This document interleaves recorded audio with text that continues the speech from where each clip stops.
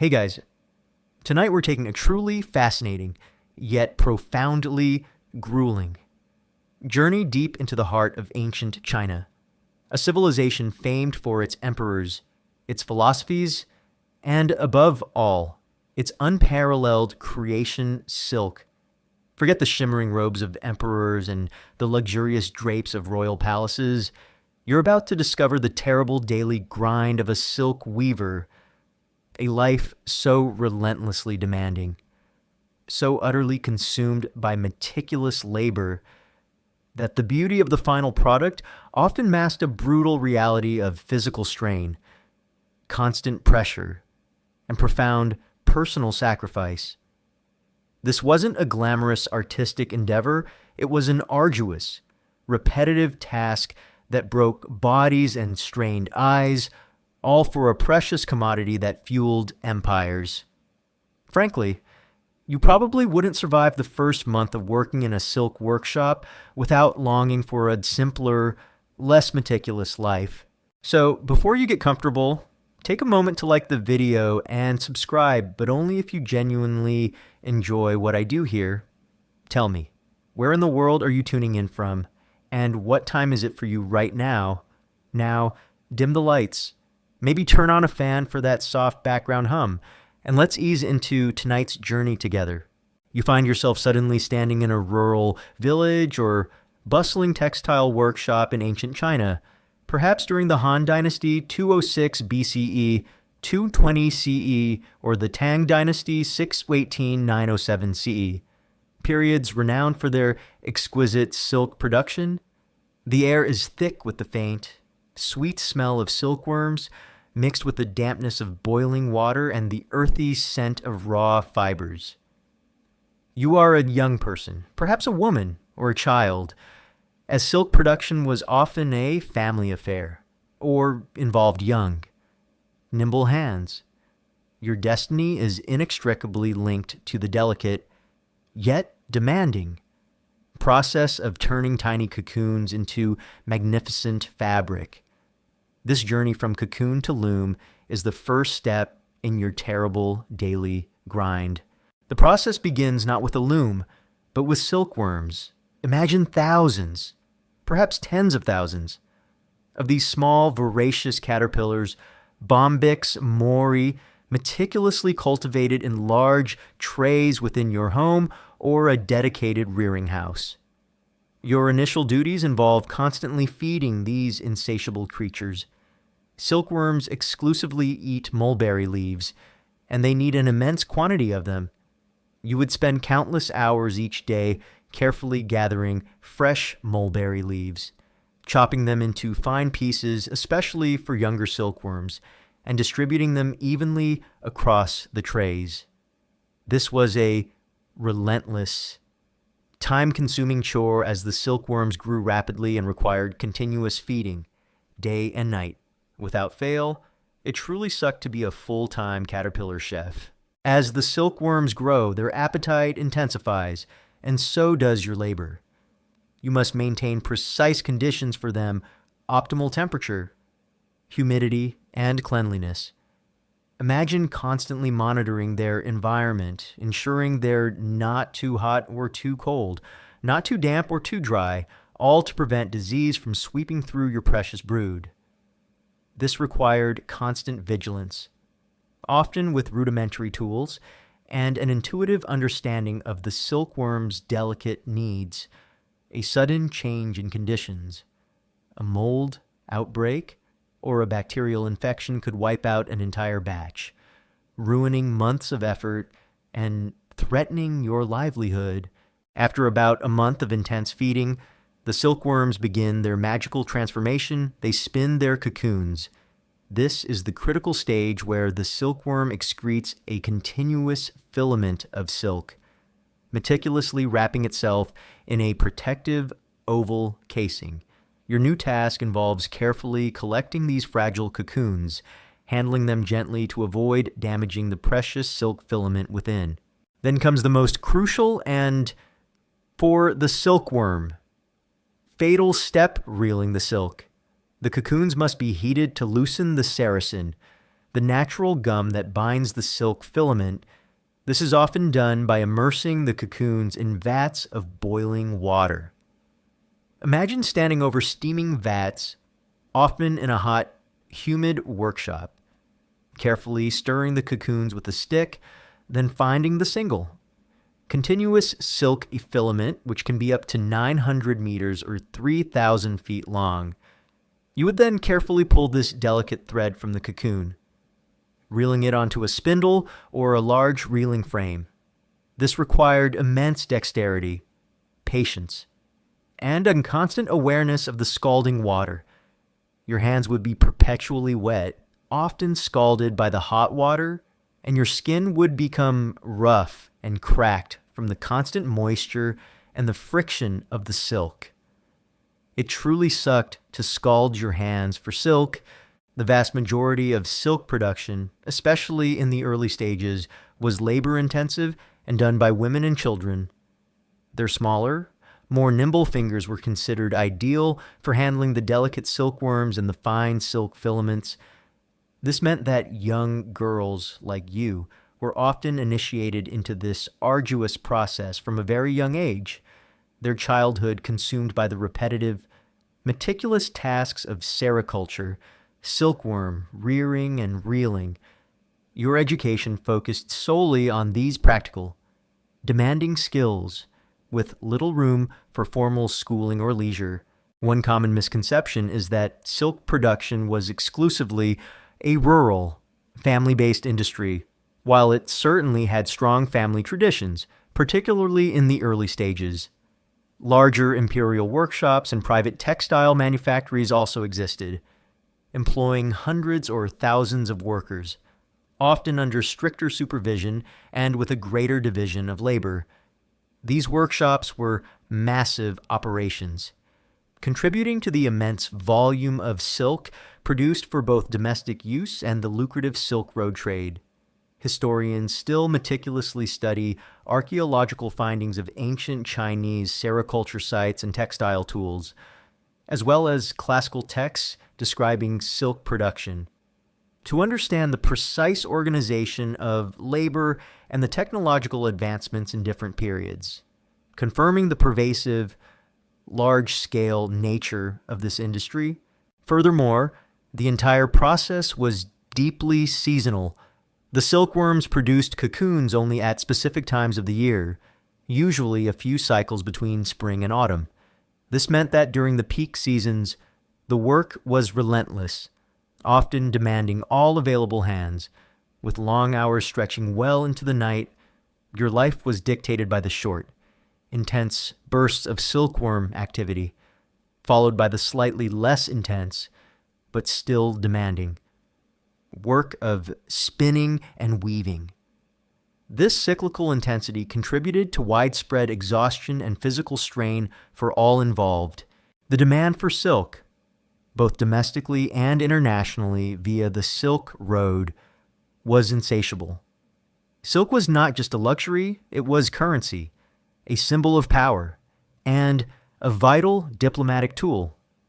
This immense demand meant that producers like you were constantly under pressure to maximize output, pushing your bodies and minds to their limits, ensuring a continuous supply of the precious fabric.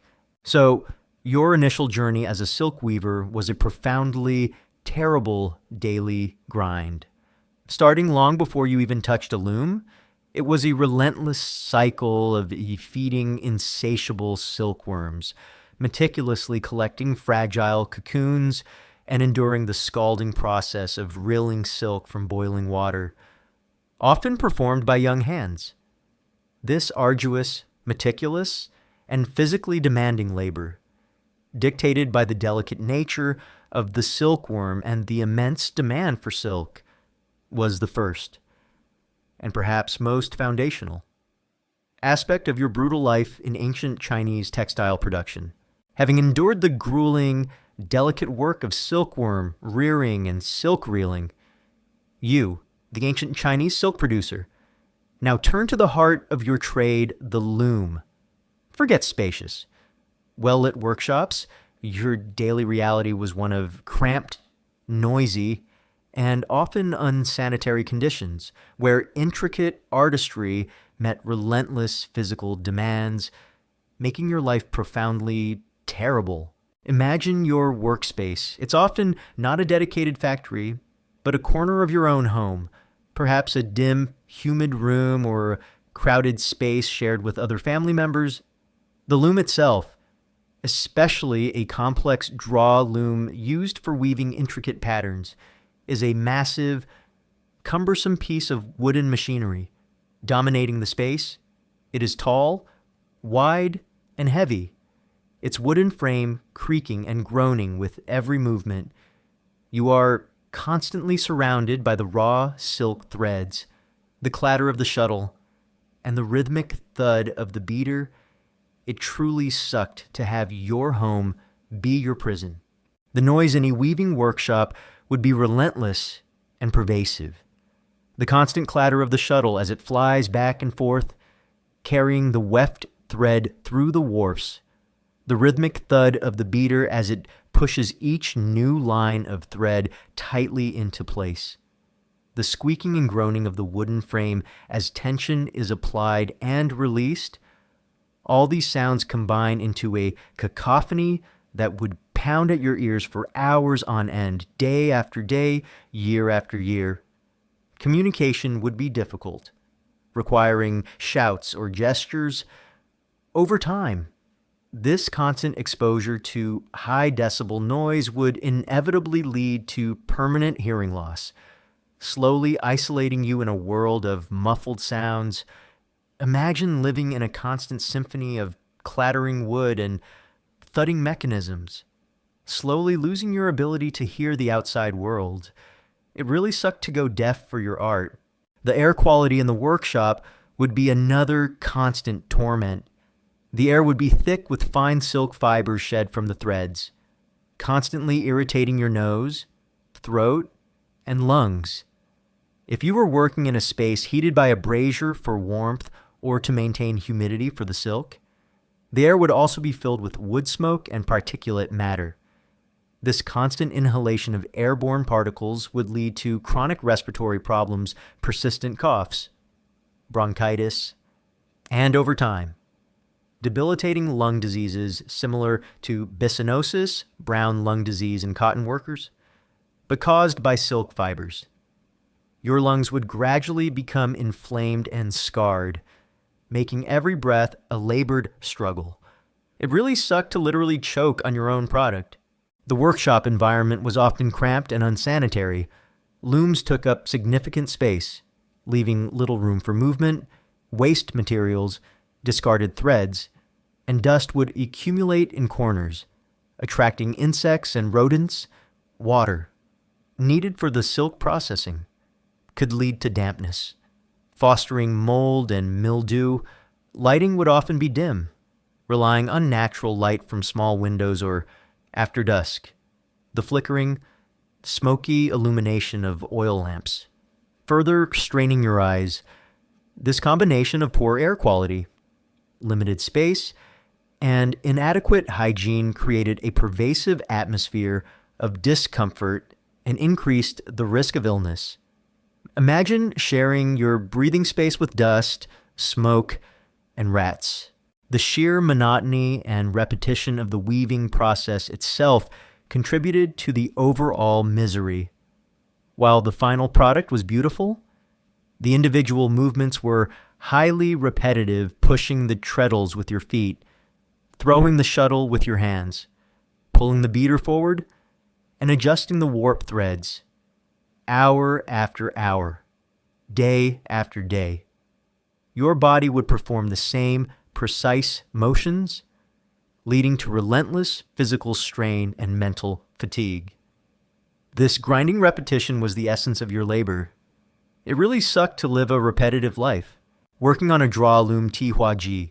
Tihuaj, used for complex patterned silks, added another layer of physical and social complexity. These looms were massive and required two operators, the weaver, who worked the main loom, and the draw boy, or flower puller huatong, a younger, often child, assistant who sat atop the loom, pulling individual pattern strings to raise specific warp threads, enabling the complex patterns to be woven. This required precise coordination and long hours of sitting in an uncomfortable position, often in stifling heat near the ceiling. The drawboy's role was particularly brutal, often leading to stunted growth or spinal deformities in children due to the cramped posture. One common misconception is that all ancient Chinese silk looms were the same. In reality, there was a vast array of loom types, from simple backstrap looms to complex treadle looms, and the intricate draw looms used for patterned silk. The evolution of Chinese loom technology over millennia was remarkable, allowing for increasingly complex and efficient weaving. However, even the most advanced looms were still human-powered and demanded immense physical labor and skill from their operators, ensuring the daily grind remained a constant. Historians still meticulously study archaeological findings of ancient loom fragments and textual descriptions to reconstruct the precise mechanics and operation of various Chinese looms, understanding their technological sophistication alongside their human cost. Furthermore, the long hours demanded by silk production meant that your life was almost entirely consumed by work. You would start at dawn, or even earlier, and work until late into the night, often by flickering lamplight, to meet production quotas or fill urgent orders. There was little time for leisure, for personal pursuits, or for socializing outside of the immediate family or workshop. Your life was inextricably linked to the demands of the loom, ensuring a relentless schedule that offered minimal respite. The economic pressure also weighed heavily on you, whether you worked in a family workshop or an imperial manufactory. Your livelihood depended on your output. The delicate nature of silk production, the risk of damaged threads or imperfect weaves, meant that mistakes were costly. This constant pressure to produce high-quality silk, under challenging conditions and with limited resources, added a layer of persistent anxiety to your physical toil. So, your daily life as a silk weaver was profoundly terrible due to the oppressive environment of the loom, the incessant noise, the suffocating air thick with fibers, the cramped and unsanitary conditions, and the physically repetitive nature of the work combined to make every hour a grind. This grueling, demanding, and often unhealthy existence, dedicated to creating one of the world's most beautiful commodities, was a defining, profoundly miserable aspect of your life in ancient Chinese textile production, even as you navigated the suffocating confines of the loom and battled the incessant noise and dust. Your life as an ancient Chinese silk weaver was fundamentally defined by endless toil and repetitive strain. Forget artistic freedom or varied tasks. Your existence was a relentless cycle of precise, monotonous movements, leading to profound physical exhaustion, chronic pain, and an insidious erosion of your body over time, making your daily grind profoundly terrible. Imagine your workday. It would begin before dawn, often in the deep, quiet gloom of your workshop or home. You would be among the first to rise, making your way to your loom, its wooden frame looming in the pre-dawn light. Your task for the day, and for virtually every day, was to weave. This wasn't a job where you switched between different activities. It was a specialized, highly repetitive labor that demanded your focused attention and physical endurance for hours on end, stretching from dawn until well past dusk, or even through the night, by the flickering, smoky light of oil lamps. Your entire waking life was consumed by the loom. It truly sucked to be a human weaving machine. The act of weaving itself, especially on complex draw looms used for patterned silk, involved a series of highly precise, Repetitive motions. You would sit on a low bench or stool, your feet pushing the treadles to raise specific warp threads.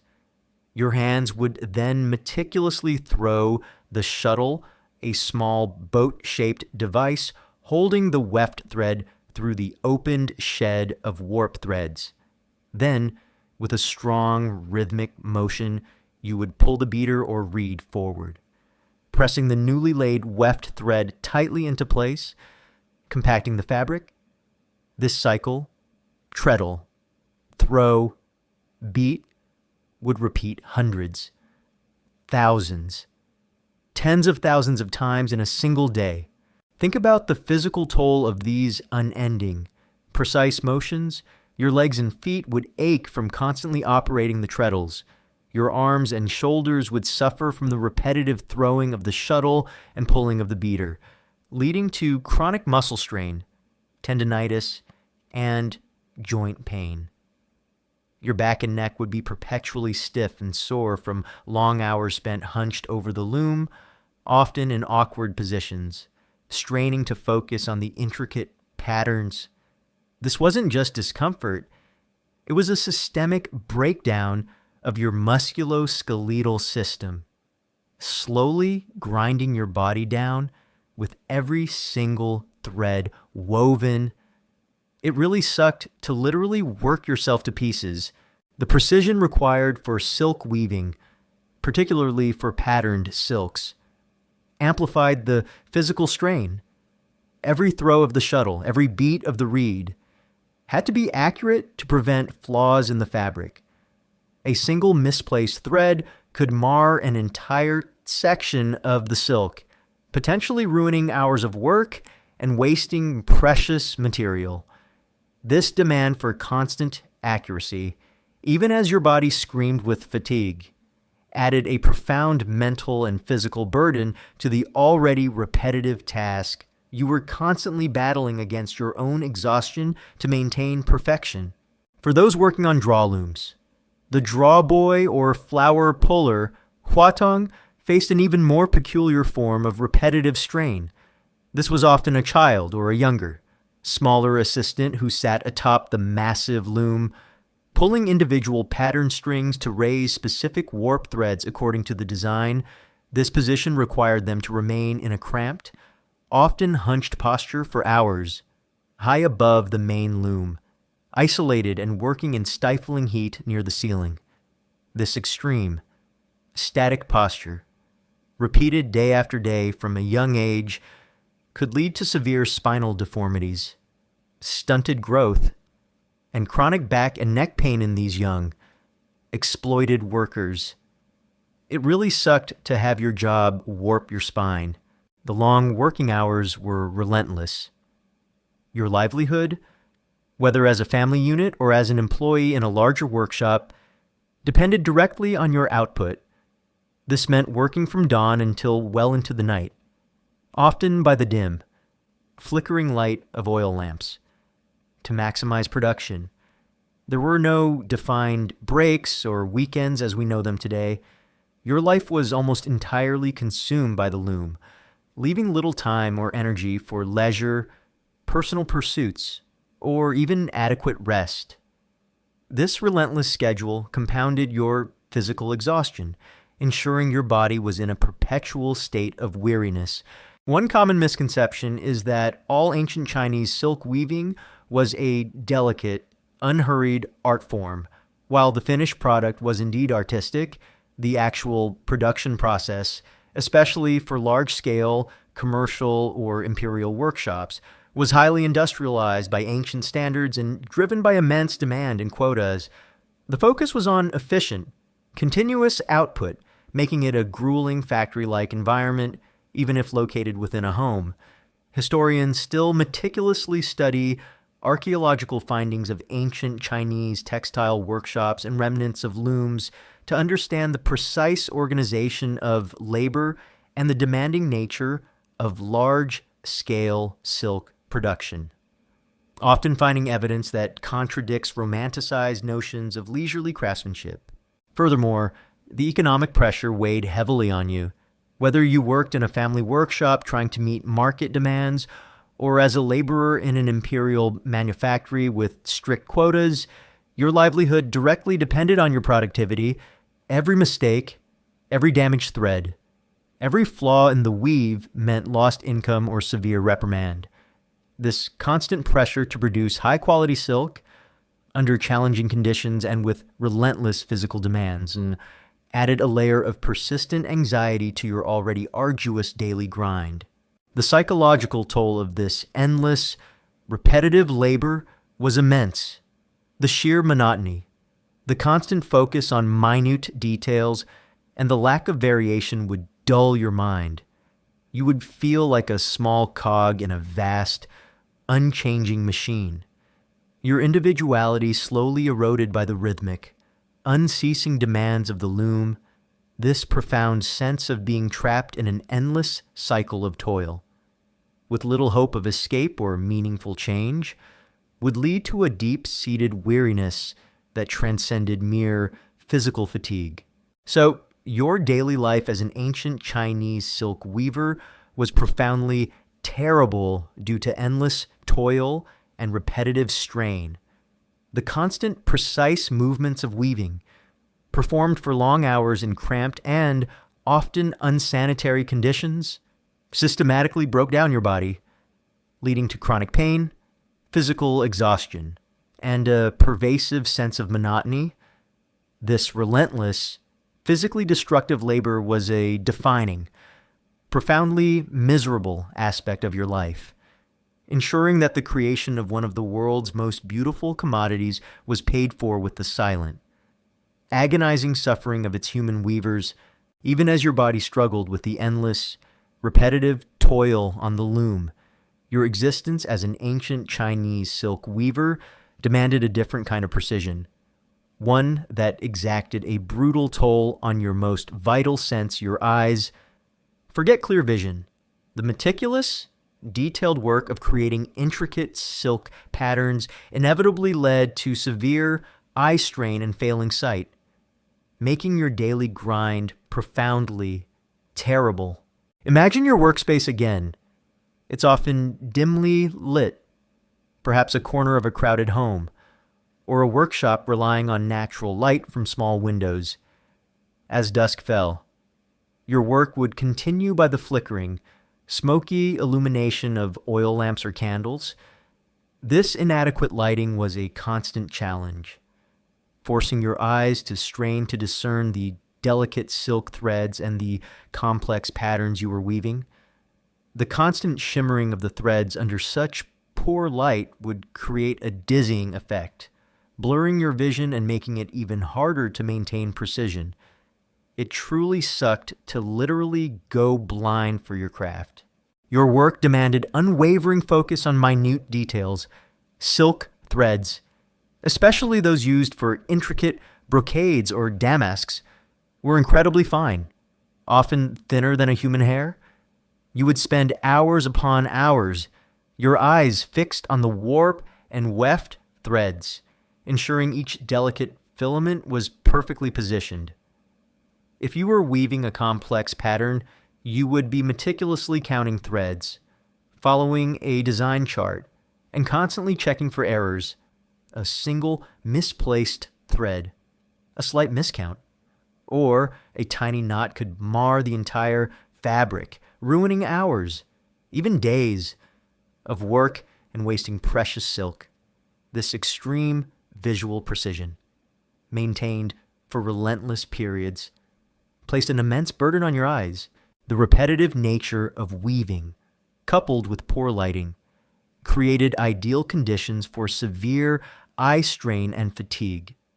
Your eyes would burn, itch, and ache from the constant focus. Headaches would become a common companion, throbbing behind your eyes and across your temples, blurry vision, double vision. An extreme sensitivity to light would be daily symptoms of your overtaxed ocular system. You would rub your eyes constantly, desperate for relief, but knowing that the moment you returned to the loom, the strain would begin anew.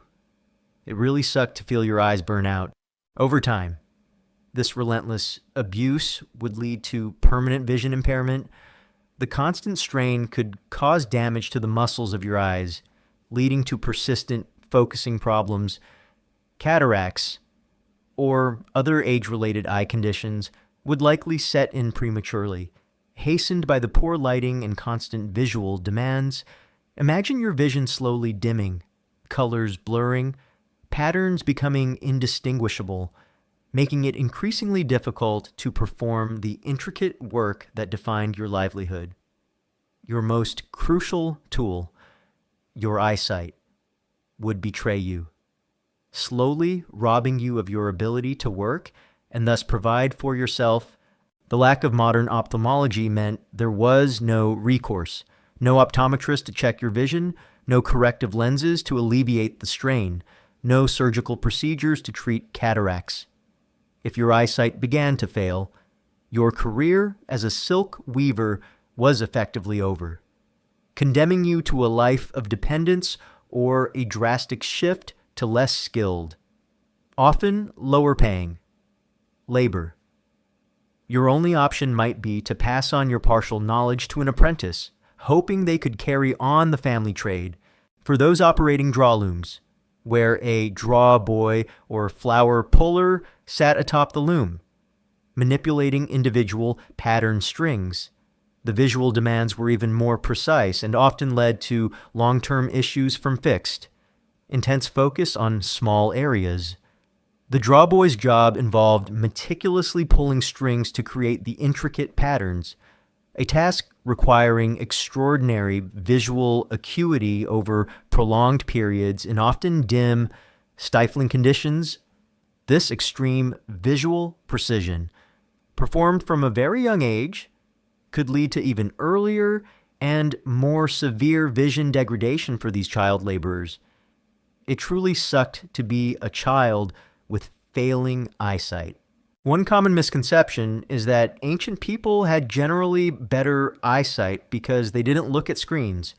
While they certainly didn't have digital eye strain, many ancient professions involving fine, detailed work like scribes, jewelers, or weavers often led to severe vision problems. The lack of proper lighting, magnifying tools, and corrective lenses meant that such occupations were inherently detrimental to long-term ocular health. Archaeological findings of skeletal remains sometimes show signs of visual impairment, jiaji, eye sockets suggesting chronic inflammation. But direct evidence of vision loss is harder to prove definitively from remains alone. Historians still meticulously study ancient lighting methods, textile fragments, and textual descriptions of crafting to understand the specific visual demands and occupational hazards for weavers. Furthermore, the pressure to produce perfect silk with flawless patterns meant that you couldn't afford to rest your eyes when they ached. Every thread had to be perfect, every pattern precise. This constant demand for visual perfection, even as your eyes screamed in protest, forced you to push beyond your limits, accelerating the onset of vision problems. Your dedication to your craft literally blinded you slowly. The psychological toll of knowing your eyesight was failing, of watching your world slowly blur and darken, would be immense. Your identity, your livelihood, your entire future was intrinsically linked to your vision. This insidious erosion of your most vital sense, knowing there was nothing you could do to stop it, added another profound layer to the misery of your daily grind. You were creating beauty, but at the cost of your own clear sight. So your daily life as an ancient Chinese silk weaver was profoundly terrible due to the devastating toll on your vision. The meticulous precision, the endless hours of strained focus and poor lighting, and the lack of any medical recourse led to chronic eye strain, debilitating vision impairment, and often premature blindness, this slow, agonizing loss of sight. directly caused by your revered craft, was a defining, profoundly miserable aspect of your life, ensuring that the creation of China's most beautiful commodity was paid for with your failing eyes. Even as your precious eyesight slowly dimmed from the relentless strain of the loom, your life as an ancient Chinese silk weaver also exposed you to a hidden, yet profoundly terrifying danger, the toxic perils of dyeing. Forget vibrant colors achieved safely. Your daily grind involved working with natural dyes, some beautiful, many outright poisonous, making your craft profoundly terrible.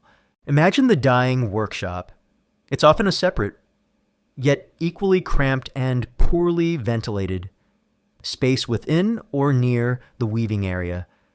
The air is thick with the pungent, often acrid, smells of various natural substances being boiled, fermented, or mixed, large vats of simmering liquids filled with plant matter, minerals, and even animal products would be constantly tended. Your hands, perpetually stained by the vibrant colors, would be immersed in these concoctions, stirring the silk threads or fabric. This wasn't just messy, it was a constant, intimate contact with potentially harmful chemicals. It truly sucked to be poisoned by beautiful colors. The ancient Chinese were masters of natural dyes, capable of producing an astonishing array of vibrant colors that were highly prized along the Silk Road. However, many of these dyes, or the mordants substances used to fix the dye to the fabric used in the process, were incredibly toxic. Lead-based dyes, red and yellow pigments, were often derived from lead compounds like red lead or lead white. Chronic exposure to lead through skin absorption, inhalation of dust, or accidental ingestion leads to severe lead poisoning. Symptoms include excruciating abdominal pain, colic, anemia, neurological damage leading to tremors, weakness, and even paralysis, kidney failure, and cognitive impairment. Imagine your stomach constantly cramping, your hands shaking uncontrollably, your mind feeling foggy, all caused by the very colors you created. Mercury-based dyes, cinnabar mercury sulfide, was used to produce a brilliant red color. Mercury, even in its less volatile forms, is highly toxic. Inhaling its vapors, especially when heated or absorbing it through the skin, could lead to mercury poisoning, causing severe neurological damage, tremors, mood swings, memory loss, and kidney damage. The phrase "mad as a hatter" originated from mercury poisoning in hat making. Silk dyeing carried similar risks. Arsenic-based pigments. Yellow and green dyes could be derived from arsenic compounds. Arsenic is a potent poison, capable of causing skin lesions, gastrointestinal distress, neurological damage, and cancer. Chronic exposure would lead to a slow, agonizing decline. Other heavy metals, copper, iron, and other heavy metals were also used in mordants, which could also be toxic in large or prolonged exposures. Your daily contact with these substances was relentless. Your hands would be stained, often a grim kaleidoscope of colors that indicated your profession. You'd be reaching into hot vats, stirring dyes, and wringing out wet silk, ensuring constant skin exposure. The air would be filled with fine particulate matter from powdered pigments or vapors from heated liquids, ensuring inhalation. Without any understanding of protective gear, no gloves, no masks, no ventilation systems beyond a basic flue. You were utterly defenseless against these silent, insidious killers. It really sucked to have no idea your job was slowly murdering you. The symptoms of chronic poisoning would be insidious, slowly creeping up on you.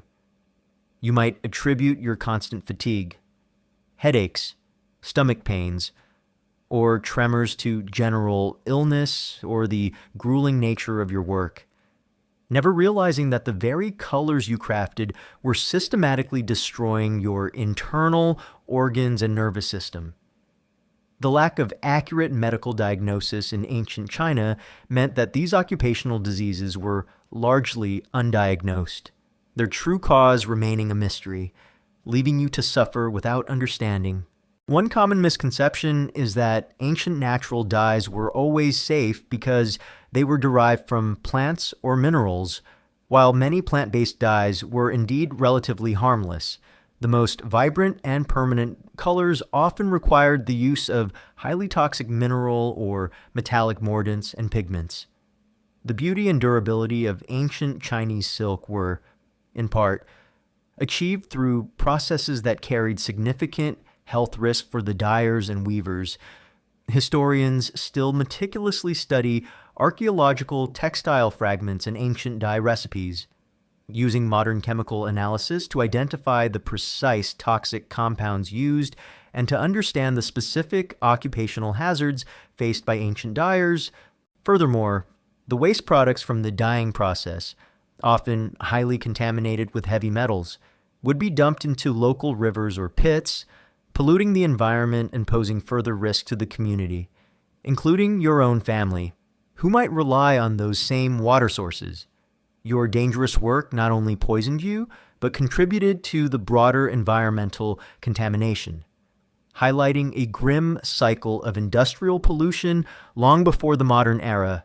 The psychological toll of enduring chronic pain, unexplained illnesses, and watching your body slowly deteriorate, all while knowing your livelihood depended on continuing this dangerous work, would be immense.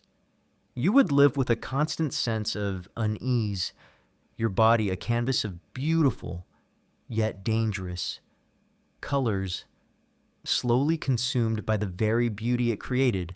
So, your daily life as an ancient Chinese silk weaver was profoundly terrible due to the hidden, yet constant, toxic perils of dyeing, working intimately with poisonous lead, mercury, and arsenic, without protection or knowledge of their dangers, systematically destroyed your body, leading to chronic illness, slow poisoning, and an agonizing demise. This relentless chemical assault was a defining, profoundly miserable aspect of your life, ensuring that the creation of China's most beautiful commodity was paid for with your health and, ultimately, your very life. Even as you, the adult weaver, struggled with the toxic dyes and the physical demands of the loom, your family's very survival often depended on the harsh reality of child labor. Forget innocent play. Children as young as you once were, and even younger, were forced into the demanding world of silk production, making their contribution to the famed Chinese silk a profoundly terrible and heartbreaking reality. Imagine your own children, or the children of your neighbors, their tiny hands and nimble fingers already at work in the dim, noisy, and often unsanitary workshop. Silk production, from the very earliest stages, was incredibly labor-intensive and often relied heavily on the cheap, readily available labor of the young. This wasn't about teaching a hobby. It was about maximizing output and minimizing costs, exploiting the most vulnerable members of society. It truly sucked to see children suffer for silk. Children would be involved in almost every stage of the silk production process. Mulberry, leaf collection, and preparation. The youngest children, barely able to walk, might be tasked with gathering mulberry leaves for the silkworms, a tedious and time-consuming chore. Older children would chop these leaves into fine pieces, their small hands working tirelessly for hours on end, exposed to the dust and irritants of the leaves themselves. Silkworm rearing and feeding children were often responsible for the delicate, constant feeding of the silkworms, meticulously distributing leaves across thousands of trays. They would also help maintain the precise environmental conditions: temperature, humidity, a task requiring constant vigilance. A single mistake, a slight oversight, could endanger the entire batch of precious silkworms, leading to severe reprimand or punishment. Silk reeling. This was one of the most common and dangerous tasks for children. As we discussed, cocoons were immersed in boiling water. Children, due to their small, nimble fingers, were often tasked with finding the delicate silk filament in the scalding water and reeling it onto spindles. Their hands would be perpetually immersed in hot water, leading to constant scalding, burns, and chronic skin irritation. Their skin would become rough, cracked, and sometimes blistered, a grim testament to their daily ordeal. Imagine a child's hands, raw and red, enduring constant heat and friction day after day. It really sucked to see tiny hands get boiled, draw, loom operation for more complex patterned silks. The draw boy, or flower puller, huatong, played a crucial role. This was typically a young, often small, boy who would sit atop the massive draw loom in a cramped, uncomfortable position near the ceiling. His job was to meticulously pull individual pattern strings to raise specific warp threads, enabling the intricate patterns to be woven. This required immense concentration, precise timing, and long hours of sitting in a static, unnatural posture, often in stifling heat and dust near the workshop ceiling. This extreme, repetitive posture, performed from a very young age, could lead to severe spinal deformities, stunted growth, and chronic back and neck pain in these exploited child laborers. Their bodies were quite literally warped by their work. The long hours for child laborers were just as brutal as for adults. If not more so, they would start at dawn or earlier and work until late into the night, often by dim, smoky lamplight, driven by the relentless demands of the production quotas and the need to maximize output for the family's survival or the workshop owner's profit. There was little time for education, for play, or for adequate rest. Their childhoods were stolen, replaced by ceaseless, demanding labor. The lack of safety precautions was absolute. Children worked in dangerous environments around boiling water. Heavy machinery looms, toxic dyes as discussed, and sharp tools without any protective gear or safety regulations. Accidents were common, leading to burns, cuts, crushing injuries, and long-term disabilities that would forever mark their tiny bodies and limit their future prospects. A child injured on the job might become a lifelong burden to their already struggling family. One common misconception is that child labor in ancient China was always entirely coercive, while certainly driven by poverty and necessity, and often brutal. It was sometimes seen as a continuation of family tradition, with children learning essential skills from their parents within the household workshop. However, this family-based learning does not diminish the sheer physical exploitation and the harshness of the conditions they endured. Historians still meticulously study ancient household records, demographic data, and archaeological evidence from textile workshops to understand the precise prevalence, age, and working conditions of child laborers in ancient Chinese silk production, confirming that it was a widespread and often brutal reality. Furthermore, the very delicacy of the silk threads and the intricate nature of the patterns ironically lent themselves to child labor. Small, nimble fingers were considered ideal for handling the fine filaments and manipulating the complex strings on the draw loom. This perceived advantage of child physiology served as a grim justification for their exploitation, perpetuating a cycle where youth and innocence were sacrificed for the sake of luxury production. The psychological toll on these child laborers would be immense. Deprived of play, education, and proper rest, subjected to monotonous, demanding tasks and constant physical discomfort, their spirits would be dulled, They would live in a world defined by unending toil. With little hope for a different future, the vivid, beautiful silk they produced stood in stark contrast to their own gray, suffering existence, creating a profound, unspoken irony.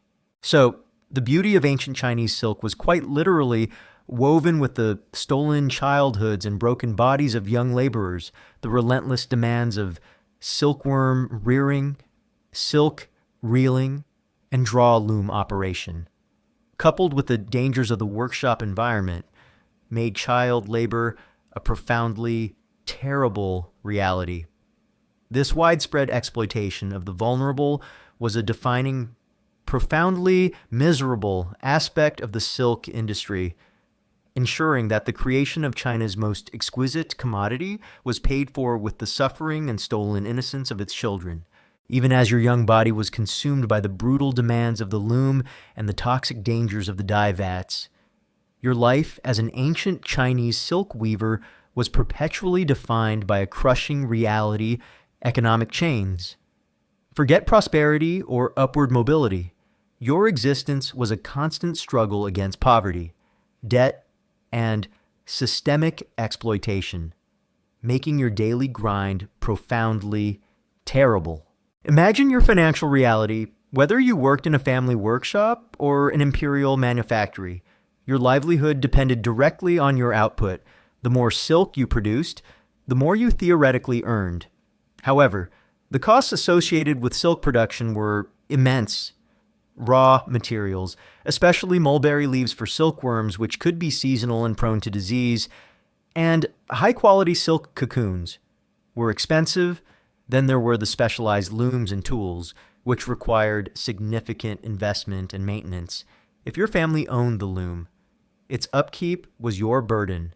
If you rented it, the fees ate into your meager profits. It truly sucked to be tied to the loom by invisible chains. The price of silk in the market, while generally high for the finished product, was often controlled by powerful merchants, imperial agents, or local landowners who acted as intermediaries. You, the producer, were at the very bottom of this long supply chain. You might sell your raw silk or finished cloth at fixed, unfavorable prices, leaving you with very little profit margin.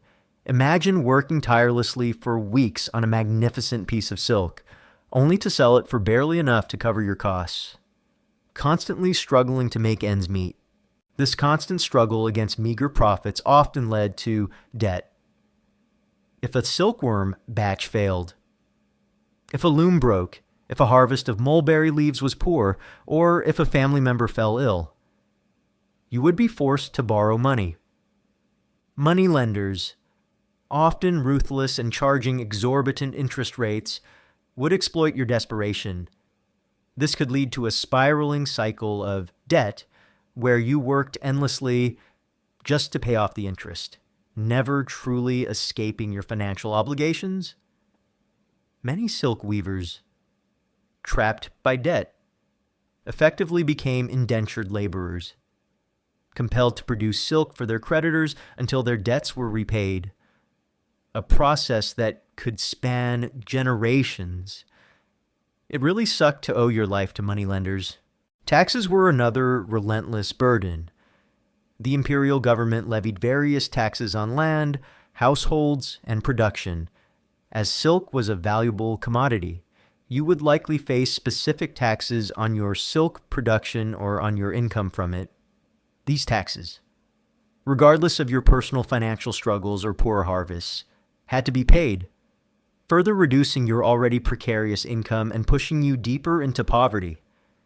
Imperial demands for silk as tribute or for official use could also be seen as an indirect tax, forcing you to produce for the state without direct payment.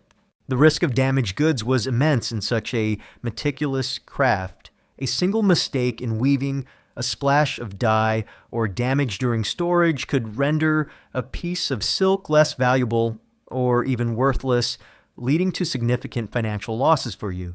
This constant pressure for perfection, knowing that a minor flaw could erase days or weeks of labor, added a layer of profound financial anxiety to your already demanding work. One common misconception is that all ancient Chinese silk weavers were prosperous due to the high value of silk. While the finished product was indeed a luxury, the vast majority of the profits went to merchants, imperial officials, and landowners, not to the primary producers. The labor-intensive nature of the work, the high cost of raw materials, and the systemic exploitation within the supply chain ensured that weavers often remained in a state of poverty. Despite producing one of the world's most valuable commodities, historians still meticulously study ancient Chinese economic records, tax registers, and legal codes related to textile production to understand the precise financial realities and exploitation experienced by silk weavers, often finding evidence of pervasive debt and low real wages. Furthermore, the lack of any social safety net meant that any personal misfortune could quickly lead to utter destitution. If you fell ill and couldn't work, if your loom broke beyond repair, or if your primary market disappeared, there was no government assistance, no insurance, and often no family wealthy enough to help. You were entirely on your own, facing potential starvation or forced begging, highlighting the extreme precariousness of your financial existence. The intergenerational nature of poverty was also a brutal reality. Children were often forced into silk production from a young age, as discussed in Chapter 6, precisely to contribute to the family's meager income. This perpetuated a cycle where families remained trapped in the laborious and exploitative silk trade, with little hope for future generations to escape the same economic chains. Your economic misery was often inherited and passed on, so your life as an ancient Chinese silk weaver was profoundly terrible due to the relentless economic chains that bound you, the high costs of production, the fluctuating market prices, the crushing burden of debt, and the relentless demands of taxes all conspired to keep you in a state of perpetual poverty. Despite producing one of the world's most valuable commodities, this systemic exploitation, this constant struggle for mere survival, was a defining, profoundly miserable aspect of your existence, ensuring that the famed beauty of Chinese silk was woven from a foundation of human financial despair. Even as your body suffered the relentless strain of the loom and your spirit withered under the economic chains, your life as an ancient Chinese silk weaver was plagued by a profound, pervasive paradox. You created a product of immense luxury and beauty, yet you were relegated to a low social status, often facing subtle stigma from the very society that coveted your work. This inherent contradiction made your daily grind profoundly terrible. Imagine the magnificent silk you produced, shimmering brocades, intricate damasks, and vibrant satins. These were masterpieces of craftsmanship, desired by emperors, traded across continents via the Silk Road, and symbols of immense wealth and power.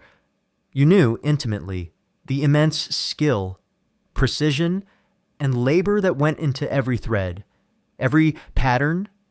Yet, despite creating this highly valued commodity, your place in the Confucian social hierarchy was surprisingly low. It truly sucked to be respected for your product, but despised for your job.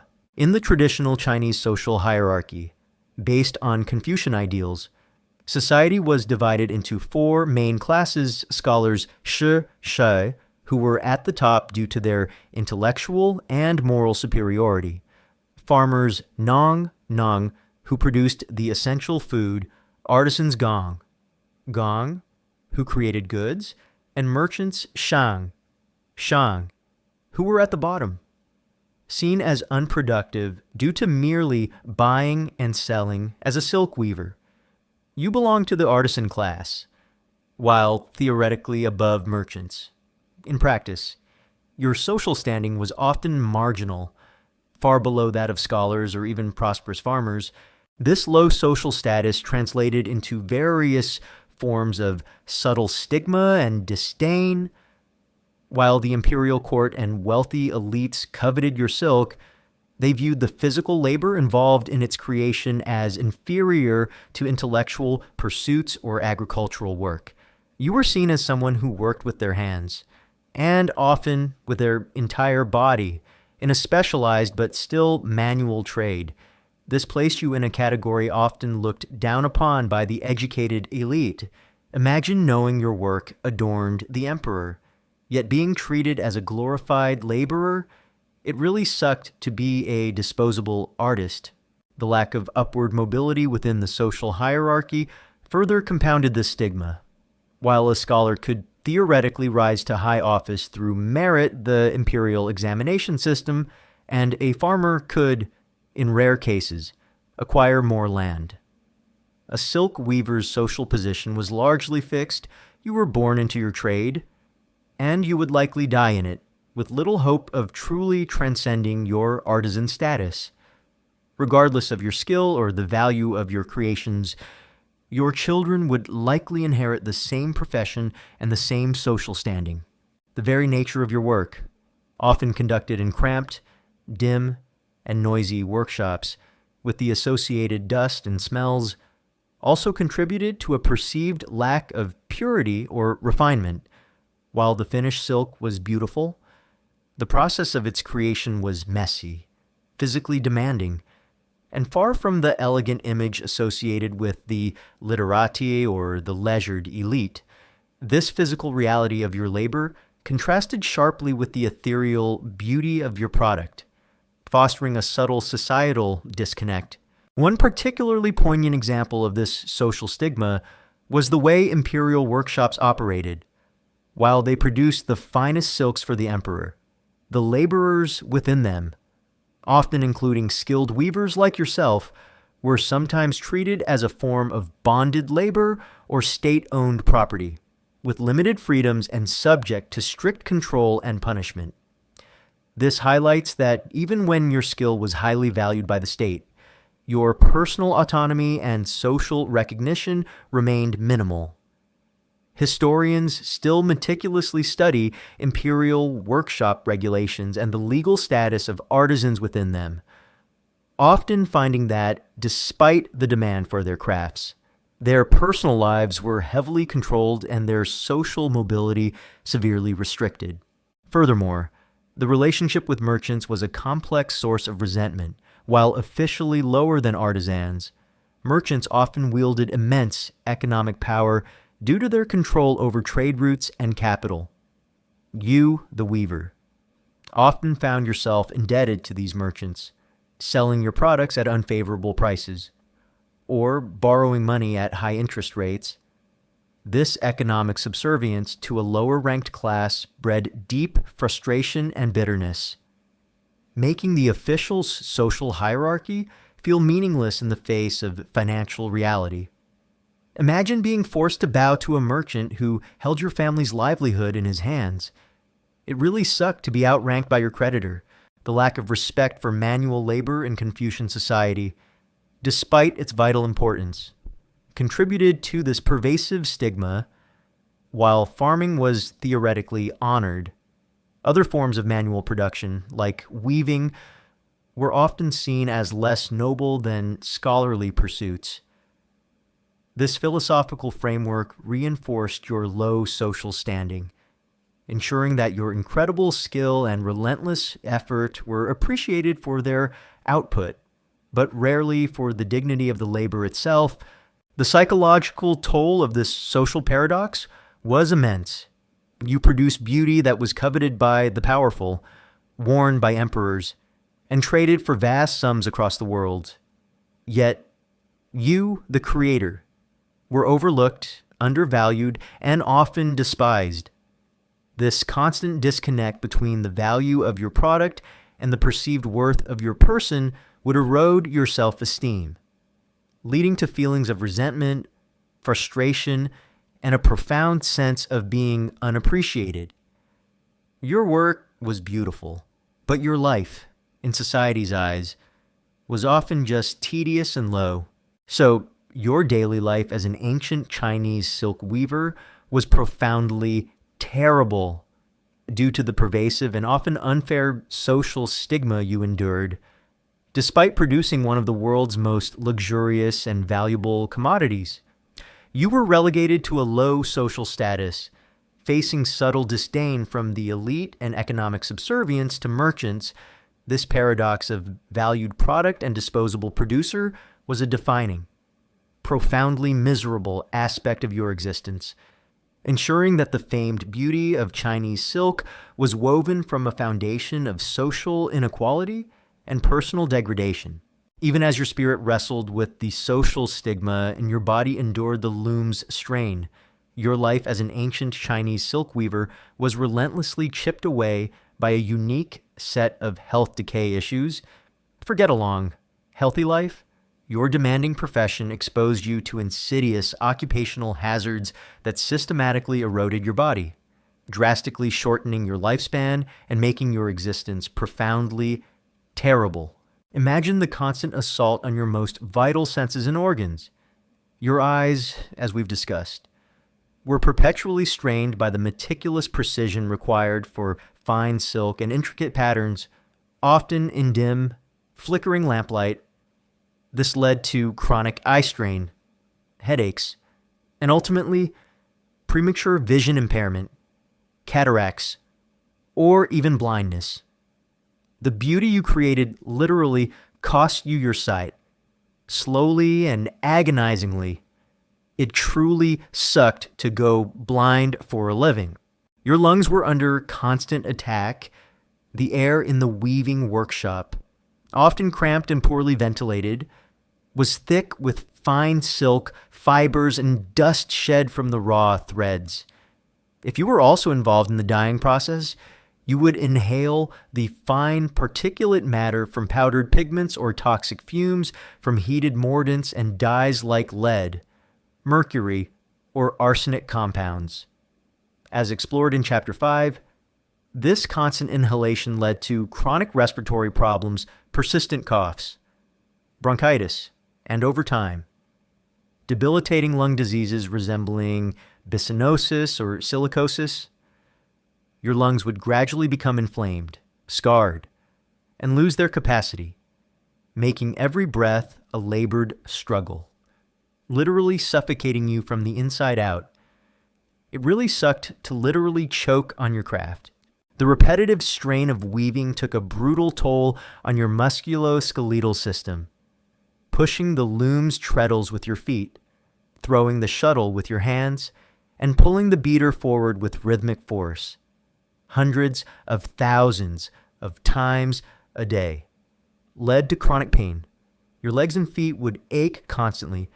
Your arms, wrists, and hands would suffer from muscle strain, tendinitis, and premature arthritis, making your most essential tools, your fingers, gnarled and stiff. Your back and neck would be perpetually sore and hunched from long hours spent in fixed, often awkward, postures over the loom. This was a systemic breakdown, slowly grinding your body down with every single thread woven. It really sucked to feel your body fall apart from repetitive motion. For children working as drawboys on complex draw looms, the long hours spent in a cramped, hunched position atop the loom caused severe spinal deformities and stunted growth. Their young, developing bodies were literally warped by their work, leading to lifelong physical disabilities and chronic pain. Their childhoods were not just stolen, but physically disfigured by the demands of the silk industry. The toxic exposure from dyeing, if you were involved in that process, was even more insidious. Chronic lead, mercury, or arsenic poisoning, caused by skin contact, inhalation of vapors, or accidental ingestion, would lead to a horrifying array of symptoms: agonizing abdominal pain, neurological damage, tremors, weakness, paralysis, kidney failure, cognitive impairment, and increased cancer risk. You would suffer from mysterious ailments, never realizing the beautiful colors you created were systematically destroying your internal organs and nervous system, leading to a slow, agonizing demise. It truly sucked to be poisoned by beauty. The unsanitary conditions of the workshop and home environment further exacerbated these health risks. Poor ventilation, lack of clean water for hygiene, accumulation of dust and waste, and the prevalence of rodents and insects meant that infectious diseases were rampant. Cuts and sores, common from manual labor, would easily become infected without proper care, leading to severe, potentially fatal complications like sepsis. Your already compromised immune system from chronic strain and possible malnutrition had little defense against this constant microbial assault. One common misconception is that ancient Chinese artisans, being highly skilled, somehow enjoyed better health than common laborers. While their skills were valued, the extreme working conditions, exposure to toxins, and lack of modern occupational health knowledge meant that many specialized crafts, including silk weaving and dyeing, were incredibly detrimental to health, leading to specific occupational diseases and significantly shortened lifespans. Historians still meticulously study archaeological findings of skeletal remains from ancient Chinese textile-producing communities, using bioarchaeological techniques to identify specific pathologies, jiaozhi, bone deformities, lung scarring, signs of poisoning that directly correspond to the hazardous nature of silk production, painting a grim picture of widespread health decay among weavers. Furthermore, the long working hours meant constant physical and mental exertion, leading to chronic fatigue. This perpetual exhaustion not only increased the risk of accidents and mistakes, but also further suppressed your immune system, making you even more vulnerable to the myriad of diseases circulating. You were literally working yourself to death, slowly but surely, to produce a product that brought immense wealth and pleasure to others, but profound suffering to yourself. The psychological toll of enduring chronic pain, watching your body slowly deteriorate, and suffering from unexplained illnesses, all while knowing your livelihood depended on continuing this dangerous work, would be immense. You would live with a pervasive sense of dread, your spirit eroded by constant suffering, making your daily grind not just physically demanding, but a profound, inescapable descent into a life of misery and premature death. So, your daily life as an ancient Chinese silk weaver was profoundly terrible due to a unique and devastating set of health decay issues. The relentless eye strain, the constant inhalation of toxic fibers and fumes, the repetitive physical strain, and the pervasive risks of poisoning and infection systematically eroded your body, leading to chronic illness, permanent disability, and a drastically shortened lifespan. This brutal physical toll was a defining, profoundly miserable aspect of your life, ensuring that the creation of China's most exquisite commodity was paid for with the silent, agonizing suffering and slow death of its human weavers. You've battled through the initial grueling stages of silkworm rearing, toiled in the cramped and noisy confines of the loom, endured endless repetitive strain, sacrificed your eyesight to intricate patterns, faced the insidious dangers of toxic dyes, witnessed child labor, struggled against economic chains, withered under social stigma, and suffered profound health decay. As the phantom scent of mulberry leaves and the distant clatter of the loom finally dissipate, a profound, lingering truth settles upon you. The famed beauty of Chinese silk was not merely a product of unparalleled craftsmanship, it was woven from the immense suffering, anonymity, and ultimate misery of its producers. Your life as a silk weaver, for all its contribution to imperial splendor, was a terrible daily grind that left a threadbare legacy. Consider the paradox of your creation. You produced one of the most exquisite, luxurious, and valuable commodities in the ancient world. Silk was currency, a symbol of immense power, a coveted trade good that literally built the Silk Road and connected empires. Emperors wore your creations. Dignitaries exchanged them as precious gifts, and the wealthy adorned their homes with your intricate patterns. Your hands, calloused and stained, brought forth beauty that captivated the world. It truly sucked to create so much beauty, only to live in squalor. However, this unparalleled beauty was fundamentally built on physical degradation and profound suffering. Your body was systematically broken down by the relentless demands of your trade. Your lungs, ravaged by silk fibers and toxic fumes, slowly failed. Your eyes, strained by endless detail and dim light, grew blind. Your limbs, twisted by repetitive motion, suffered chronic pain and deformity. You risked poisoning from the very dyes that created vibrant hues. Your body was consumed by your craft, a silent sacrifice for aesthetic perfection that was rarely acknowledged. Then there's the economic exploitation. Despite creating such immense value, you, the primary producer, remained trapped in a cycle of noble poverty and perpetual debt. Powerful merchants and imperial agents controlled the prices of raw materials and finished goods, siphoning off the vast majority of the profits. Your labor was cheap, your output maximized, and your livelihood precarious. Your economic chains ensured that the wealth your hands created flowed upwards, leaving you with barely enough to survive.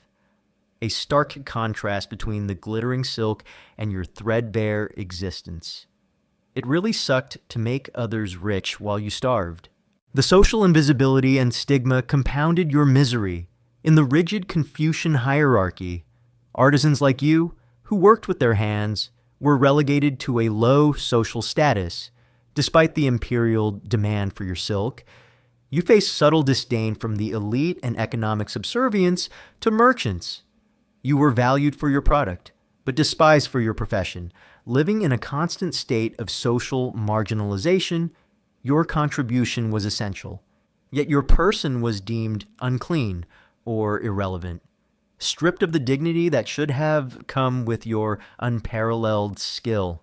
And perhaps most tragically, the anonymity of your legacy. While the silks you wove adorned emperors and were traded across continents, your name, your face, your individual suffering were never remembered. You were part of a vast, nameless workforce, a statistic in the grand tapestry of Chinese history.